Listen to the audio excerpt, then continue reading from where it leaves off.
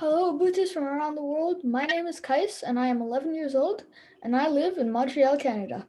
Welcome to our Oboot Zoom session, where me and my co-host Farhaan, who is also 12 years old, or who is 12 years old and lives in Paris, France, will be interviewing our guest changemaker, Abdelhameed Sharara, who is based in Cairo in Egypt.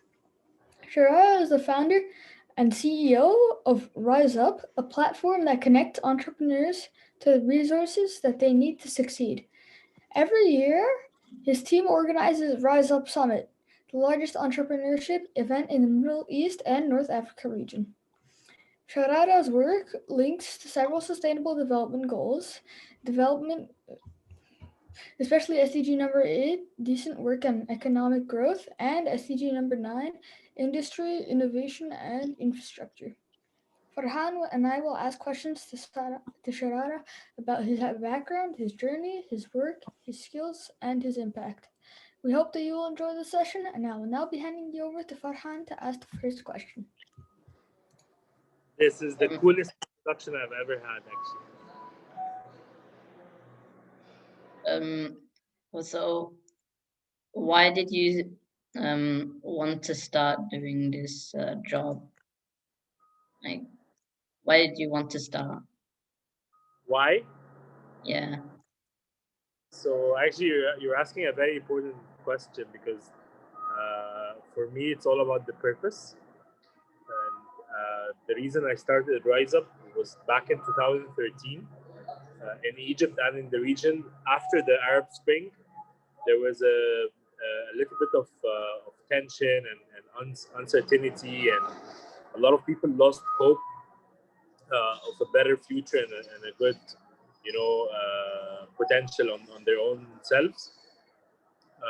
And at the same time, there was a very big rise in the number of entrepreneurs and the number of startups that need support and people who are dreamers and change makers and innovators, but they lacked an ecosystem or a support system that would help them translate the ideas that they have into sustainable businesses, especially in such period of history.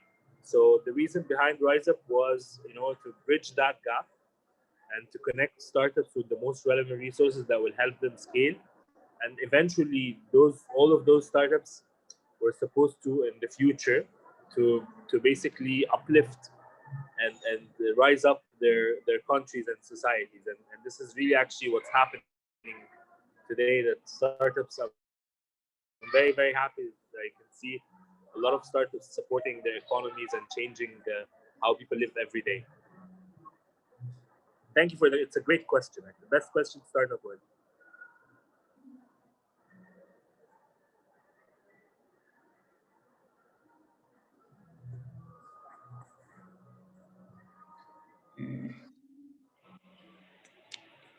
Do you have any other questions, or is there a lag of voice?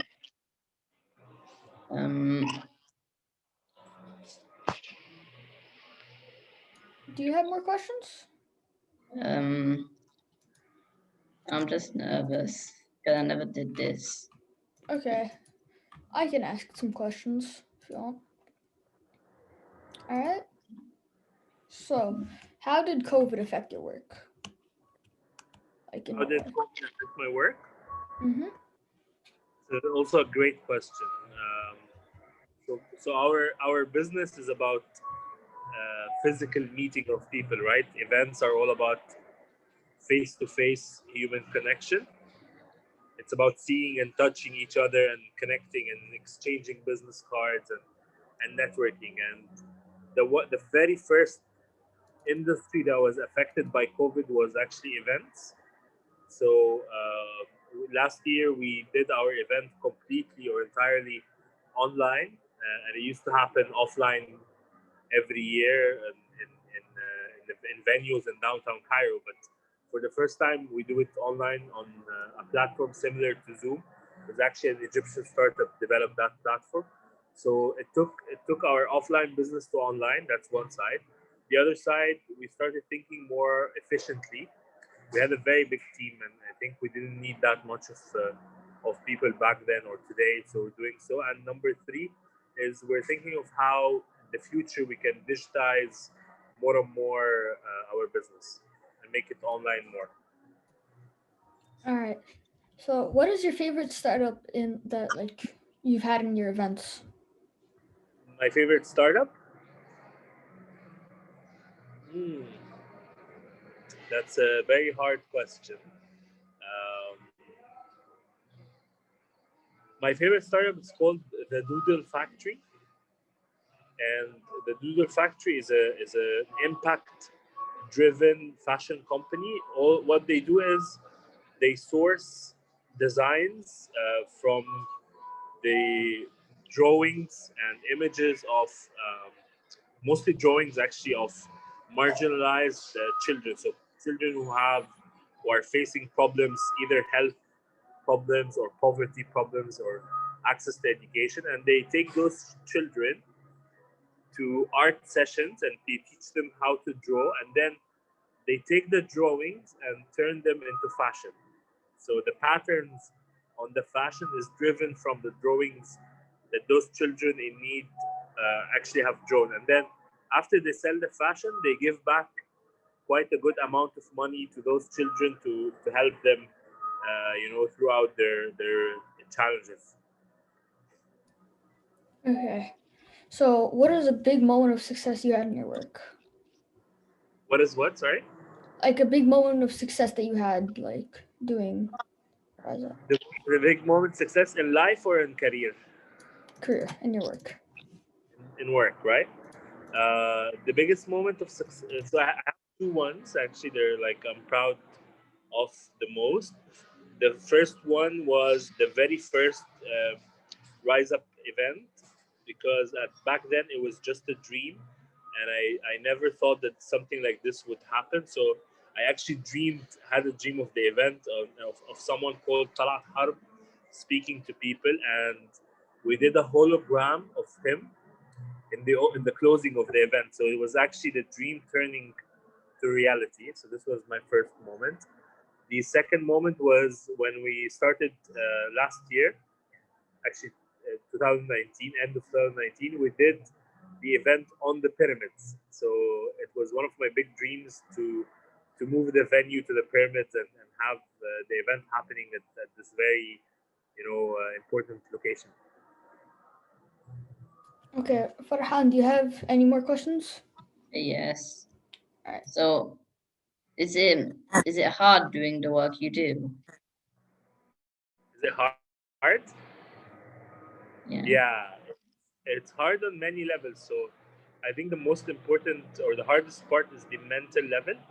So because my work involves a lot of stress, it could easily harm my mental health and my mental wellness. So I try to do a lot of sports, and I try to sleep a lot, and I try to have a lot of social engagement and activities to keep myself away from negativity and from depression and things like that, because working a lot under pressure could cause something like this. So I think that this is the biggest or the hardest part.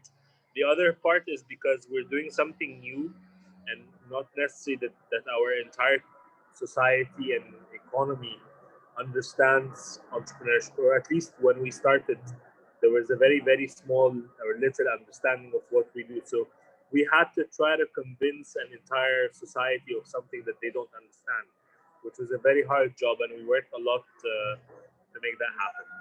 So I guess it's hard, yeah. Okay, so who inspires you like the most? I have a lot of people who inspire me. So, um, You can name a few. It can doesn't have I to be all of them. You can name. examples? Yeah. Examples. So, first of all, my dad, who passed away 10 years ago, was one of my main sources of inspiration, because he was a very hardworking, but yet and very successful man, but yet very humble and kind. This was one of the sources of inspiration for me. The name I mentioned, Talat Harb, the economist who built 100 years ago in Egypt and the Middle East the very first bank. was one of my inspirations, and still.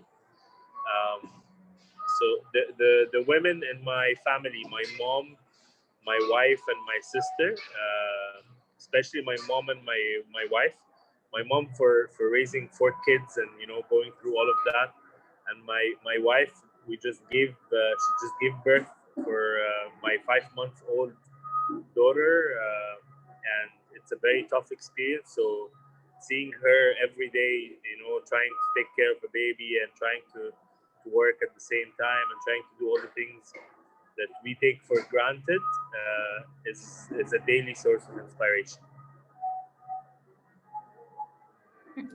Okay, what's your favorite thing, of your work? What's your favorite part of your work? My favorite what? Part of your work, in your work. Your favorite thing in your work. Work? It's actually right now. So when I connect with people who are younger than me, and I see them as bright and smart as you guys, and that they have this drive and energy of thinking of a better future is where I enjoy work most. Would you want your daughter to do a job like yours? Would I what? Sorry, can you repeat Would that? you want your daughter to do a job like yours? I would want my daughter to do whatever makes her happy. Yeah. I thought you'd answer like that. Yeah, I think being happy in life is a key thing, and I don't believe that someone has to be like their parents. So everyone has their own path, and they can select whatever they want. If that was the same thing, then be it. If not, I'll just love her, and I want her to be happy all the time.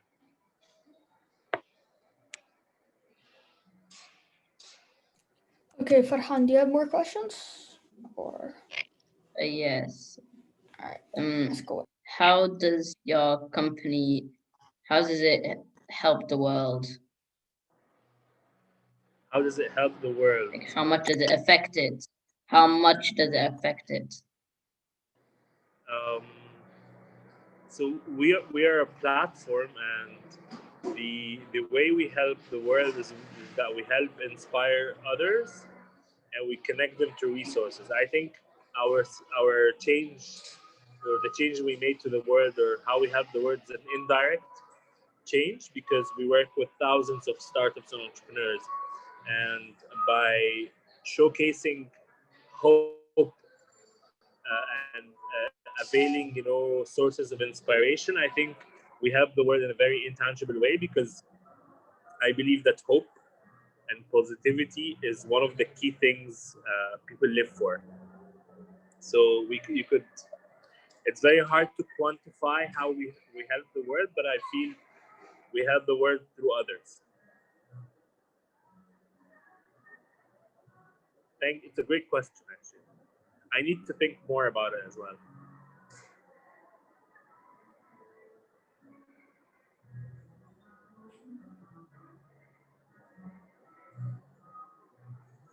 Okay.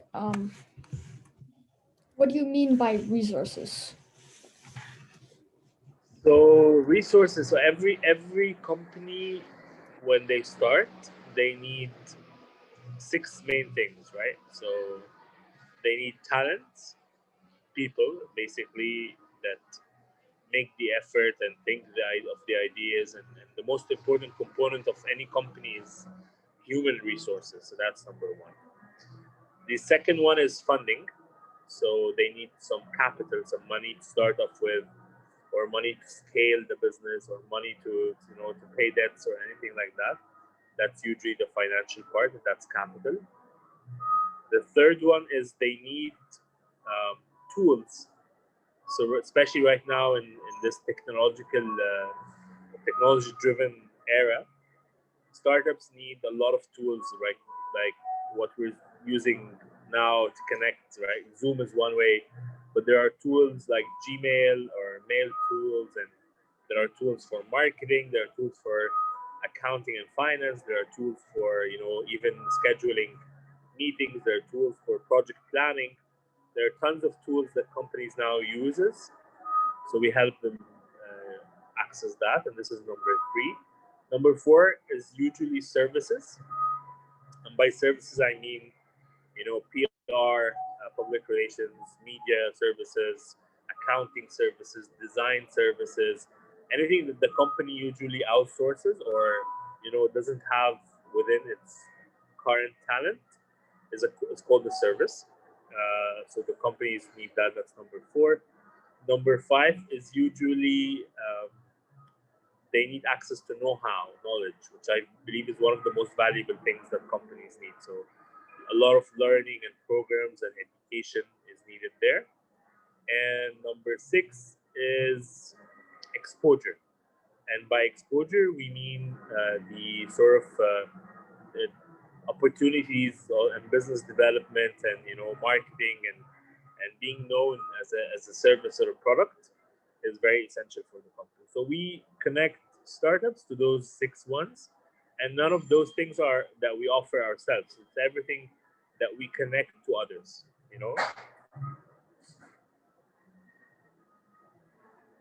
All right. What does your workplace look like?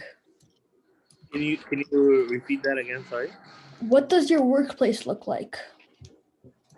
Oh, that's a very cool. So we had for the past 7 years an office in a place called the Greek campus, which was an old university that was renovated into a big co-working space or a large hub. But when the company grew, we took an office in a bigger town, in a bigger place, bigger office. And it's very simple. We use simple architecture. We use simple design and minimal design, actually, minimalist design. And it's a very collaborative workspace. We have a lot of whiteboards for brainstorming and a lot of rooms for meetings. So it's more like a small mini co-working space of ourselves. Farhaan, do you have more questions? Yes. How much do you enjoy your work? I love it. I just love it. It's very joyful for me. Something I think that's a big part of why I'm continuing to do it is that I really love my work. Who helped you start up your business? Who helped me start my business? Yeah. Actually, a lot of people. So I think one of the most important things that any entrepreneur or any startup need to have at the beginning is mentorship and coaching. So at the beginning, I never thought that I would have all the skills necessary to build my startup. So I went and referred to a lot of mentors and coaches. Some of them helped me in the field of business development. Some of them helped me in the field of or the space of access to investors. Some others helped me even work on myself, right? On my character and my the way I do business in general. So a lot of mentors helped me, and a lot of friends, and my family helped me as well. My mom even lent me some money, very small money at the beginning.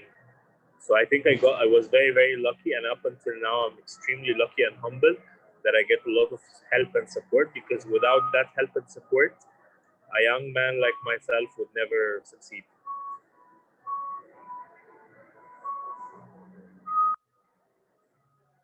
Farhaan, do you have more questions? Or? No. All right, so I have one last question. Do you have any advice for somebody who wants to do work like yours? Any advice for who? For people who want to do work like yours. I think they have to. So my advice is, don't start a startup unless you're willing to do the following, right? Unless you're willing to dedicate yourself to the startup, unless you're willing to basically bear with all the pressure, unless you're willing to work with people on a daily basis, unless you are seeing a proper opportunity and you believe that you can mobilize resources to make a business out of that opportunity. Otherwise, my advice is don't start a startup. So those are the conditions that I see are very important for someone to start a startup. And my advice is not to attempt starting a startup unless you have the potential. Some of those things could be not available today, but if you have the potential for them, then you can go for it. But if you feel that the potential is not there and you're not willing to put the effort, that's not the right direction. Okay, I just thought of another question. Please. Can a kid start a startup? Can a kid start a startup? That's a very hard question. In factual, yes, they can. I don't know about the legalities of Canada, but it depends really on where you are from a legal perspective. So that's legally and factually. Would they succeed or not? Right now, the odds are not in favor with people who don't have much experience in business. However, I also believe that kids have the most creative ideas ever. So if they are able to, couple their creativity with someone else, maybe there's a chance. Do I think kids should or should not start a startup? That's the question itself. In general, I don't think a proper startup is the option, but I think interning in a startup, having an internship at a startup, shadowing one of the entrepreneurs, helping out with ideas at some point, things like that, or building a product, which is not necessarily a startup, right? You can build software, you can build a very cool game, you can build a very cool app, you can build a very cool hardware, but not necessarily taking it to a startup and then becoming a company. If you're probably below 18. But again, every rule has its, what did they call it? Its outlier. Mm-hmm. All right. So unless Farhaan, you've thought of another question? Yeah, I thought about another question. So in 10 years, what would you like to achieve with your company? With my company, I would like to see RiseUp as the main platform to support startups and the startup ecosystem across the globe. So I wish that it's not just in the Middle East and the Arab world. I wish to see it everywhere else in the world. All right. So I'm gonna end it here. So thank you, Abutis, for listening to this interview. And thank you, Sharara and Farhaan, for the great discussion and for all the things that we learned today. And make sure to follow us on Instagram and Twitter and to subscribe to our YouTube channel so you can hear about upcoming sessions with other changemakers. Please also tell your friends about Oboot and share social media links with them. And last but not least, go to www.oboot.co to learn about opportunities to collect digital badges and help us draw down carbon. Thank you so much, guys. I really love the questions. They're incredible. Thank you so much. Thank you.